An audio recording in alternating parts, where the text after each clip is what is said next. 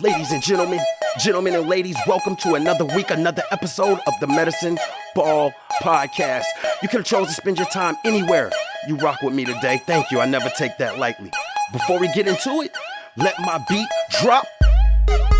Yes, that's right. Welcome to Medicine Ball with your boy LS3 to be exact. And if you ain't in shape, at least your brain should be. Welcome, ladies and gentlemen, to the Medicine Ball Podcast, where we focus on giving your brain a six-pack by exercising your mind. Now, exercising your mind means that you actively think about and deal with all situations by first seeking to do anything other than what you are normally programmed and or comfortable in doing.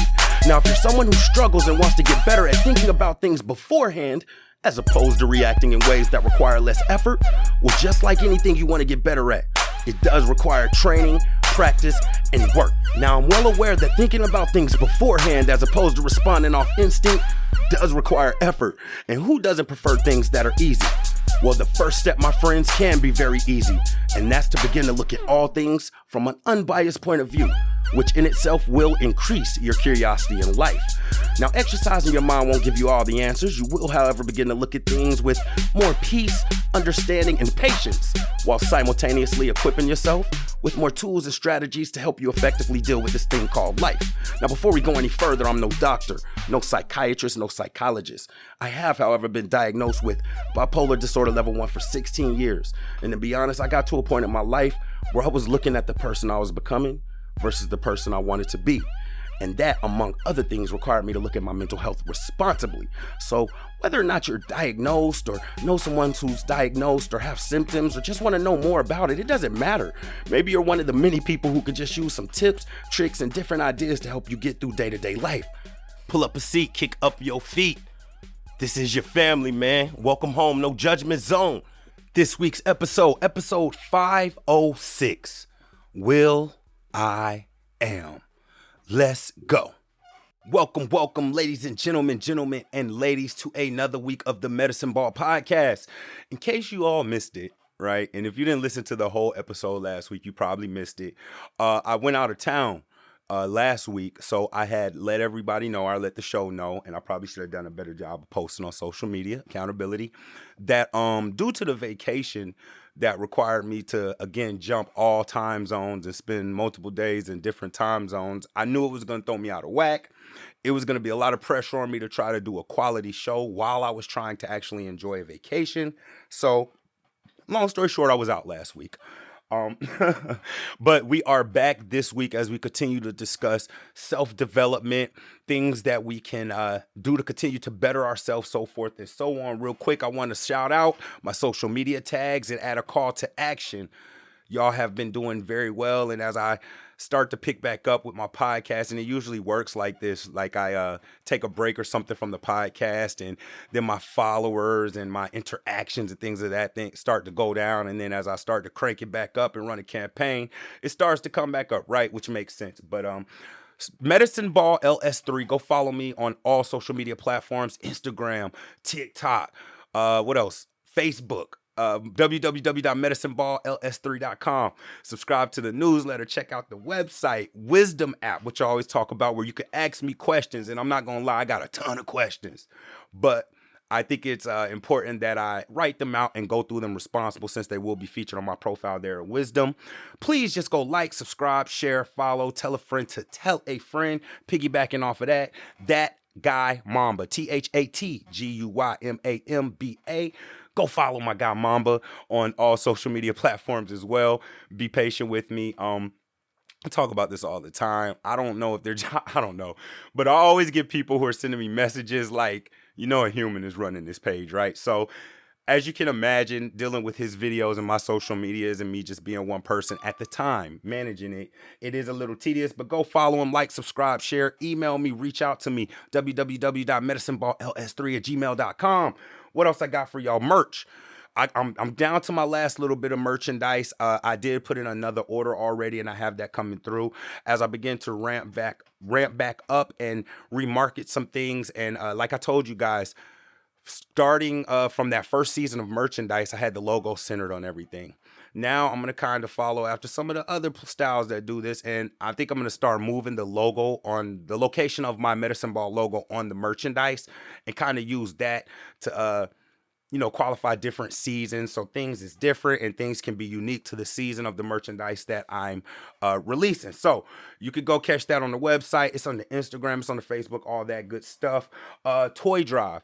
So if you've been following my social medias, I've been doing or working with my frat brother, King Quill. Shout out to him. He won Humanitarian of the Year within Atlanta, and SUT, which is also something that an organization that I work with. 12 Days of Christmas. And I believe around this time last year, I only participated in the last few days of the toy drive. But long story short, I've posted it, and going all the way up until Christmas, we're doing something every day at 1 o'clock. For the majority of them, I believe there's going to be toy drives. I know starting out, we were doing food, just, hands to help with the kids at school, donate things like toilet paper, gloves, skull caps. I've posted this stuff, but I did want to announce it on the podcast. If you're interested in that, go check my social medias, reach out to me, and I'll do my best to get you the information so you can make a donation or see if you are able to be used. What else? Other than that, videos for YouTube, I'm posting shorts. I'm in the process of just getting a video editor, y'all. Like, I've done some research. It might just be cheaper and more efficient for me to get somebody to edit my videos. So if you're an editor, reach out to me. You know what I mean? Other than that, I'm going to be looking for an editor to help speed up that process as well. Real quick, what do I want to say? Shout out to the Gaylord Rockies. That's one of the places that I just went. Dope family place. If you need vacation ideas, it is a little bit pricey, but it is an experience. And I think it's important that, especially, I think I talked about this, driving if you can, but if not, letting your kids, or even if you haven't, experiencing other things, man. I mentioned, on this vacation, I also went back to one of my favorite places, Oregon and Washington. And I mentioned that, I remember being in social studies, and the teacher, that was one of my stronger subjects, were saying things like, yo, this is a plateau, this is a plain, and this is a valley, and this is a mountain peak. You know what those things are, but until you can actually see them, it's a different story. So I want to shout out to them. That's one of the places I went to. I did like Denver. Then I went for a day. It was like an overnight layover. Then I went to Oregon.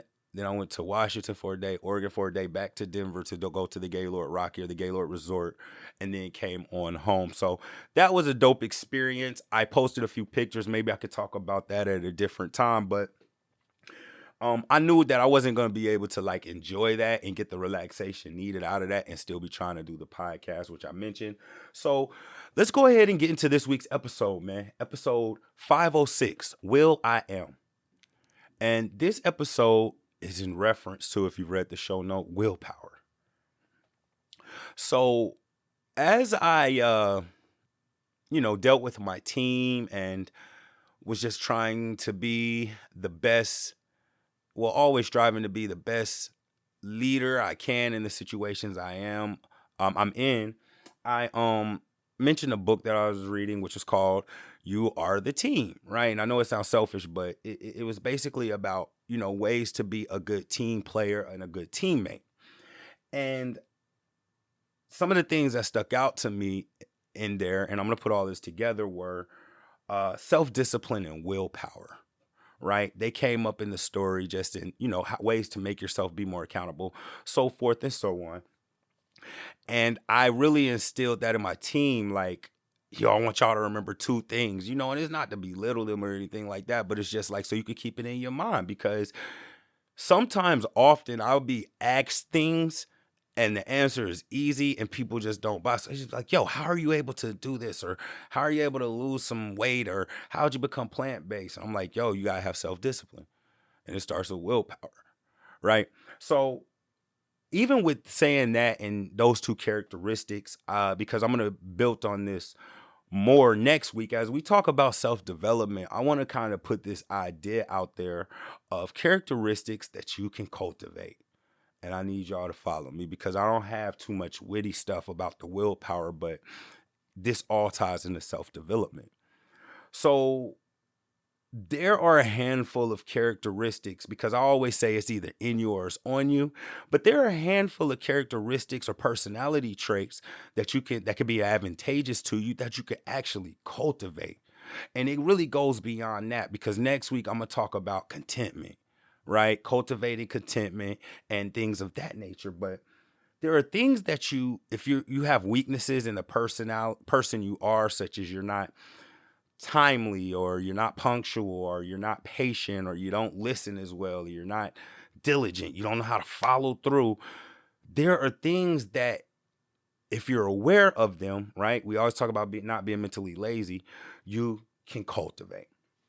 So I want to pause and I want to give an idea, and I want to use somebody from my team, and we're going to call her Miss Victoria for the sake of this story, right?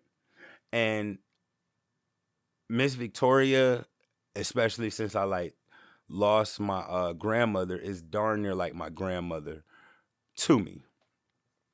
And I mentioned that I've been in management or leadership positions before, but it's in person, it's face to face, and that there are different challenges virtually, especially when somebody's in a different state.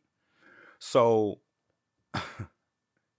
I don't claim, when it comes to being a leader, I don't give myself no credit for being a great leader or anything. I let, the people I lead, if they feel like that, they can say that. But one thing that I have learned, especially in corporate America, and I'm just going to keep it a buck right here, it's a lot of fakery going on. And furthermore, people are willing to let other people do behaviors or practice things that are going to be a detriment to them long term, because they don't want to deal with them, right? And I'm talking about people who have the opportunity, the blessing to lead people. So for instance, if you're dealing with the person who's going to give you a lot of pushback or complain or rebuttal everything you say, or maybe just can wear you down with the excuses or something like that, there are leaders who will tell that person yo, you're great, instead of keeping it real with them, because telling them that they're great avoids a longer conversation, if I'm making sense. So for instance, if you just be like, oh yeah, you're a great employee, right? That may be easier to go on about your day and just deal with that person than to be like, well, you have some opportunities, because then that's going to come with a conversation, right?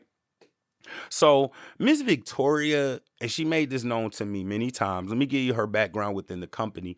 She's been there for 9 years. So longer than me, my boss, and anybody on my team. Now, when you've been doing something for any amount of time, you develop habits within that job.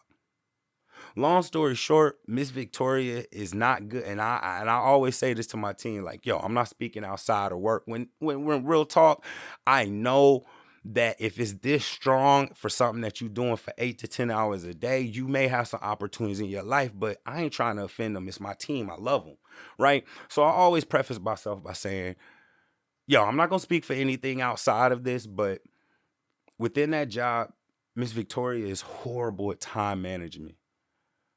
And she's older, just horrible, to where my boss actually told me she used to have to follow her on her bathroom breaks when they were in the brick and mortar, right? And I'm not shooting her down. She knows this is all stuff that's been discussed, but just horrible at it. Now, when you've been somewhere for an amount of time, if you're not careful, that's going to give you an entitlement to think that time is relative to experience. So Miss Victoria believes that because she's been there for so long, she knows how things go, right? Now, what Miss Victoria has now said to me and appreciates and said this to me, because we started off rough, HR, all that action. But what she has told me is that she said this out her mouth, her previous leaders, even though they were easier, quote unquote, to deal with in her eyes, hurt her, because she realizes now, and I'm gonna get into it a little bit more, that she has a lot of things that are not good and work to her detriment, because I'm very, very transparent with the numbers. So let me put a bookmark there to give you an example of the numbers. So it's a call center environment, and Ms. Victoria often believes that the number of calls is relevant to the number of conversions, right? Without getting into so many details. There's an opportunity to convert a metric on these calls, whatever.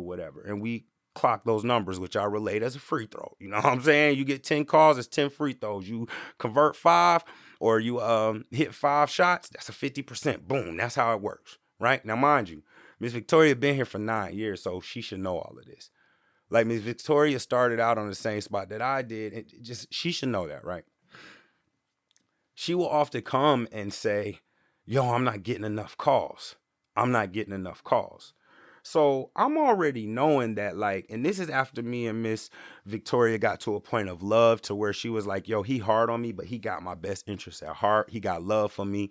He's a guy who follows religion. I can rock with him. So we had to, and that's another thing we could talk about at another time. But I put in that relationship equity to be able to have these difficult conversations, right? So Miss Victoria will often be like, yo, I'm not getting enough calls. Now she's been there for a while and I make the numbers available. So what I had to eventually do is be like, okay, check this out, Miss Victoria. Who you think has a high percentage or a high conversion rate because of their calls? You'd be like, oh, such and such. I'd be like, all right, cool. Okay, yeah, they had 10 calls. You had 10 calls. Okay, da da da. I was like, now let's scroll over here to this category. And this is, and I think I've said this before. I kid you not. I was like, yo, Miss Victoria, this script that we got to follow, how long you think that takes? Worst case scenario. And I'll just be quiet. Man, solid, right? So firmly. About 15 minutes, maybe 20. Okay, cool. So let's scroll over to average handle time. How long are you averaging on each call? Oh, about 45 minutes. Okay, cool. Okay, cool. So, how long is this person that you said is awesome averaging? 15 minutes. Okay, cool. Miss Victoria, can you give me the formula for, being on a call for an hour and still being able to convert to as many calls as somebody who's on the phone a fraction of that time? Boom. So now she realizes, and that's kind of how I got her to the point where she's like, yo, I have some opportunities. So I also got into like agent productivity and things of that nature, little silly stuff because we working from home that you can handle. So we started having a discussion and she asked me humbly, like, yo, how did you do it? What do you do? And I started giving her some things to do. I was like, for instance, when I was an agent, if I knew I had a 15-minute break, I'm at home. I know myself. Let me factor that in everything. What's that mean? Before I even go onto the clock to click on break, I already go to the timer on my phone, set that joint for 15 minutes and press start. So it's already running before I even because I'm going to market this. Caveman tactics, right? Because everybody's like, oh, you got to do all. No, you don't, bro. Caveman tactics. Boom. I'm already giving myself a breather. When I do walk away and clock break, by the time my alarm goes off, I already know I gave myself a space, but I'm also knowing ahead of time that I'm human. When that alarm go off for you to do anything in life, you're going to take a second to, all right, even though your workstation is like literally 20 steps away, you feel what I'm saying? So it's like, boom, I would give her those things. And after talking to her and continue to work with her, and I'm never going to give up on her. I got too much love. But I started asking myself, like, yo, why is it that this is just something that is an easy fix and it'd be hard for other people? And when I started mentioning the Kobe thing, so I just want to make sure I'm staying in order. So that's kind of an idea of something that's small that even in her situation, she couldn't see, that led me to this willpower thing and trying to get people to be accountable, right? So between her asking me and other people and just in general, and I had to ask myself, because it can't just be it's either in you or you on you. Like, it can't be that you just born with this self-discipline. And I think some of us are just born with more, and nobody can get there.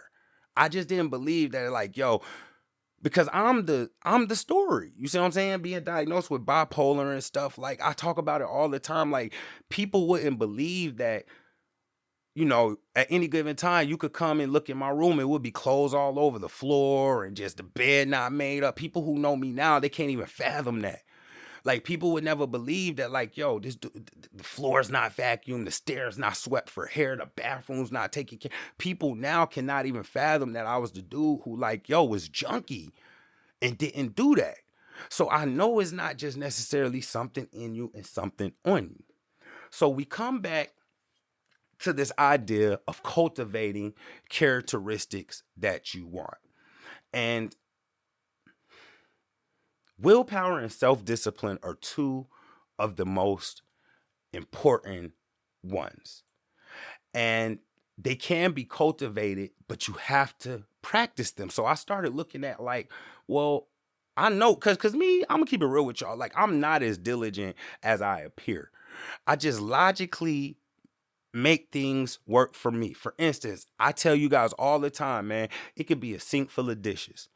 If I go downstairs and I'm able to do what I'm doing and just keep moving, cool, it's a sink full of dishes. The moment I look over and be like, man, I don't want to do all them dishes, right there, I do them. Right there. I'm into working out every day, right? Every day I'm doing something. The moment I start thinking too much about it, even with the workout, I'll tell you what I do. I may not even jump right there and do it. Because I think I've talked about this period. It's like a 5-second rule. It's a lot of stuff. I'll tell you in a second some of the stuff I do. But like when it comes to the working out, if I don't feel like doing it right then, I'm not going to do nothing else. Boy, I sit there and look at the resistance bands and my workout app for like 10, 20 minutes sometimes, but I am not moving to the next thing. My next thing gonna be the workout. And so I realized that, yo, you pause in your day until you do this, and it usually gives me enough motivation to do what I do. I do the 5-second rule. These are just little easy stuff you could do because a lot of the times we can't develop ourselves because of the hard work that comes behind it. Like I was just having a conversation with my mom about some business and I was giving her an example. I was like, yo, I'm not more diligent than anything. She was asking me about something she needed to do. And I was like, I just use hacks, caveman tactics. For instance, bruh, the podcast at this point, when it comes to recording and the marketing outside of the video thing, with all of my experience with music and so forth and so on, it's easy for me to get this joint recorded, knowing how to go in there and edit the vocals, type out you see what I'm saying? That joint is easy for me, right? But doing that and having to do the recording all together with the marketing, the making the flyer, the typing, the right hashtags and all of that, that could be a bit much for anyone. So I knew I wanted to see my mother today. I was like, all right, cool. Before you go see your mom, bro, make your flyer and at least type up the stuff you're going to talk about. So that way, when you come back, you're going to want to watch the game, look at football, you off. Don't make it hard for yourself. Make it easy for yourself. My mother was asking me about the to-do list, right? And I'm giving y'all examples of me because this goes back to Mr. Perfect. No, I'm not perfect. I'm telling y'all how I think. The to-do list. I was like, yo, mom, every day I have multiple to-do lists. I don't just have the to-do list on my phone and the to-do list that I write down. I said, I write that the one that I write down is physical stuff that I have to do that I can't do on my phone. I was like, my phone to-do list and reminders are things I can do on my phone. For instance, post on Instagram, practice your Spanish lesson, read your Bible app. Those are all things that, it comes up on my phone. Okay, cool. I can do that on my phone. Let me take it a step further. When it's stuff like a Bible study or something like that, and I put in a reminder, I make it easier. I'd rather spend the extra 5 minutes to make sure that reminder that's going to pop up is going to have the link to the Zoom meeting and all of that. It might have the verse that's going with the class in there. It's just little things that I do like, and this all goes back to knowing yourself so that you can start hacking yourself. You feel me? But that way it's easier. I know that's easier than me having to go. Now I got to find the Zoom link. That stuff is going to divert you.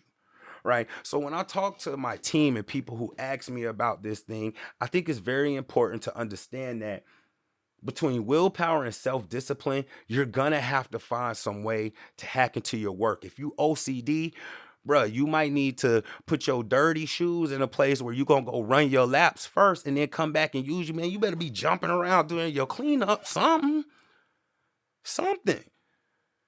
Most of the time, if you initiate the action, the momentum on you doing the action, man, sometimes when I be thinking about making beats, right? Or even doing the podcast, man, by the time I do the intro, by the time I lay the drum pattern, by the time I lay the melody, by the time I get into talking about the week's episode, I usually have enough momentum and energy, and this don't work for everybody. But I'm just showing y'all how knowing yourself can be used to your advantage, all right? But I know that that's going to push me through, right? So I don't want to get too drawn away. I spoke about Miss Victoria and how some of the habits, I hope that you guys got the point out of that story was at some point you're going to have willpower to take a few additional steps in order to change the way and the projection and the trajectory of things and the way that they're going. And I realize that that's easier said than done. But I've been giving you guys examples this whole episode of how knowing yourself while you're self-developing, you should be learning yourself, can help you to use quirks and things that are unique about yourself to get some willpower in. All right. So real quick, let's talk about willpower. What's the definition? Willpower, a dry definition, the ability to control one's own actions, emotions, or urges. Now, pause. I want to talk about those urges. I think a more detailed definition talks about denying yourself now in order to reach a long-term goal. If you want to lose some weight, you maybe can't eat all of those red velvet cakes right there. You see what I'm saying? You're going to have to get up and move around. Like, I don't care how much you change your diet, unless you counting calories, bro, you're going to have to do some physical activity. You know, for me, I'm going to do some type of calisthenics prior to my regular workout. I make everything a workout. When this man Mamba tore his ACL workout, I was counting how many times I carried this man up and down. You know what I mean? 100 push-ups. Oh, you only do 100? Yeah, I can. 25, 10 seconds in between. You could do that easily. When it get harder, do diamonds, right? So it's a more focused definition of willpower is basically the ability to deny yourself at the time, to control what you want to do at the time in order to obtain a longer or a goal that isn't directly in front of you. All right. It also has a lot to do with determination, the ability to control and restrain yourself. And what's dope about this is when we go to, you know what I mean, my favorite book in the Bible, Proverbs, and it talks about wisdom, a lot of it has to do with denying yourself and self-control. And you have to start doing that. So let me get into a couple of ways that you could cultivate willpower and what that can do in order to give you an advantage in life while we're talking about this self-development. Let's go. All right. So I want to give y'all, you guys know I like things of three. So I want to give you 3 advantages and benefits to increasing and cultivating your willpower. The first one is willpower can help you stick to a plan or schedule even when you have distractions.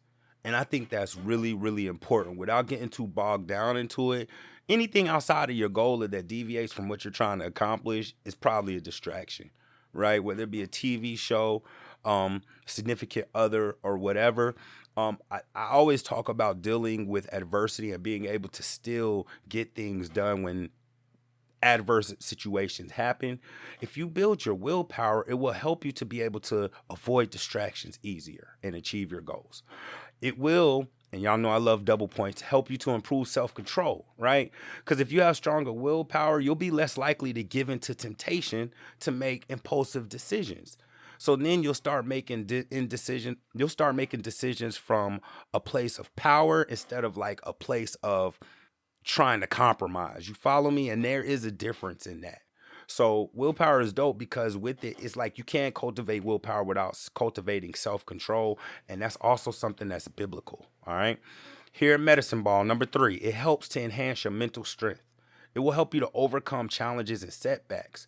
It will increase mental toughness, and something that I think is in you or on you. That's your resilience. I was talking to my accountability partner about, I think that what defines somebody being great is not what they do at the height of their career, right? For instance, let's use LeBron. He's about to break the career record for points. And there's a video right now going around where someone said, yo, when you break the point record, are you going to cry? And as much as LeBron, me being a Kobe fan, bothers me, he said something dope. He was like, if I win the championship, I'll cry. Breaking the point record, I ain't going to cry for that. And the fan was like, man, that's 40 years of history. And LeBron said, yo, I wasn't even trying to do it. Just think about that, man. Resilience. Think about the things that he has gone through. Yeah, LeBron has championships. People always shoot those away because it's not as many as some of the people before him. But let's think about the dress code, the way he had to dealing with Nike deals and shoe deals at a young age. Like, I respect LeBron for a lot of stuff. You feel me? Like, people just overlook the fact that at 18 years old, he had the people around him are thoughtful enough to do a short-term $100 million deal with Nike at 17, 18. Think about how self-aware you have to be. People don't talk about that. People don't talk about his school. They say it's a tax write-off. Bro, just the fact that he has to do that, you see what I'm saying, and go through. You think he don't know that people are going to take shots at him before he built the school and go through it? It's the things that happen when you under pressure. Do you bounce back is what I'm getting at. Kobe. Man, bro, man, I'm going to be very careful because y'all know I love Kobe. But when that thing happened with that young lady, what happened after that is really subconsciously why we think the people who realize it's about skill, he's so great to have that kind of distraction going on and still ball. Tom Brady right now. Everybody on his case. And no, I'm not a Tom Brady fan. But I do know that my man is going through a divorce and he worth hundreds of millions. And the average person taking shots at him can't even fathom trying to lead a football team at 40-something years old when you getting a divorce that's costing you millions. It's about what you go through. And building willpower will help enhance your mental strength. Now, here's some strategies. I'm going to give you 3 that you can try. And this is going to be the first step. Bars. Y'all know I like wins. Just trying these strategies to build willpower is already a victory and a step in the right place. And like I always tell y'all, I don't know all the answers. And y'all can always hit me up and holler at me if what I say. I tell my team the same thing. I'll be like, yo, just follow what I say. And if it don't work, guess what? It's on me. Come back and tell me, yo, Trey, that didn't work. And I will be accountable. Try it. Because most likely if you're listening and trying to better yourself, you may be doing some things that aren't working out the way that you want. So I'm just trying to, Andre 3000 said it, I'm just trying to offer you another, I try to throw it at you, determine your own, you feel what I'm saying? Determine which way you want to go. Number 1, set specific, achievable goals. Having a clear goal in mind can help you stay motivated and focused. Let me take that one step further. I don't know who said this, but a goal without a plan is a dream. A goal without a plan is a dream. And that was a hard pill to swallow for me, being somebody who didn't really like to write stuff down. And my dad used to always be on me about that. Yo, write out your plan. What's this dude talking about? Nah, you better write it out. There's certain science that goes into your mind, putting something on paper and actually drawing it with your hand, bro. Like, we not smarter than science. Set specific, achievable goals. Let me put a side note on that. Man, adapt your goals. You feel me? If you want 1 million people to view you on YouTube and your first video get 2,000 views, it would be wise of you to be like, yo, let me try to get 10,000 views first. Make sure that your goals are achievable. If you don't do that, you're going to set yourself up for disappointment when you think you can dunk and you 5'3" and you ain't done no leg exercises. All right? Number 2, practice self-awareness. Layman's term, stop being mentally lazy. Pay attention to your thoughts and emotions and try to identify when you are most likely to give in to temptation. Why is that important? Bruh, if you know what situations you're likely to be weak, you can steer away from them situations or go into them situations with the advantageous mindset. But you can't do that if you're just mentally lazy. You got to practice self-awareness. Pay attention to your thoughts and your emotions, man. When I wake up grumpy, one thing that I try to do, this is just a little sidebar. If it's something that's really bothering me, bro, I will take 15 minutes and I'm going to sit in that emotion.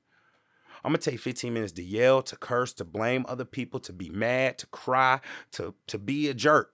But after that 15 minutes, it's a wrap. That's just one for y'all to grow on. All right? I already threw, there's so many more, but I want to give y'all more. I threw in the exercise, man. What else can I give y'all, man? Let me tell y'all this. Everybody right now is probably looking at a cell phone or computer. You see that little battery icon in the upper corner?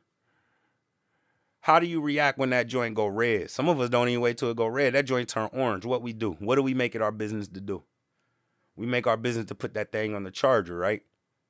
I'm going to go deeper because some of y'all are nerds like me. I got different chargers. I got my phone pop up with regular charging, slow charging, super fast charging, and all of that.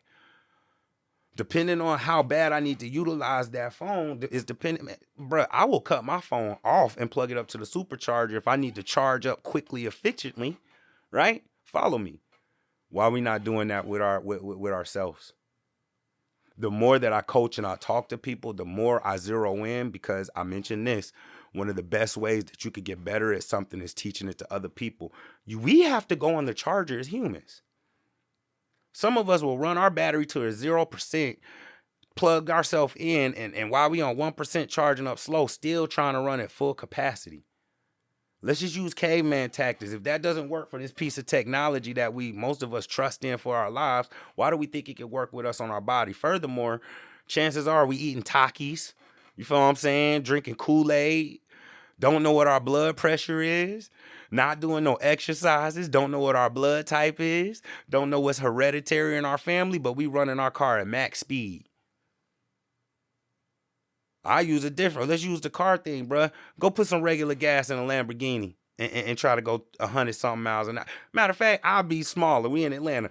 Go put some regular gasoline in your Hellcat or your Scat Pack and try to pill out on somebody and let me know what happens. Go on a high-speed race across the state when you only got a half a tank of gas in one of them joints and let me know what happens. Yo, we have to take breaks. And from a spiritual point of view, God made that clear within the first 2-3 pages, bruh. Like we gotta have at least more focus than that. It was important enough where he spoke it. If you spiritual, but bruh, he said, bro, you got rest. He didn't need rest, but he understands he need to do that to show us an example. You need breaks.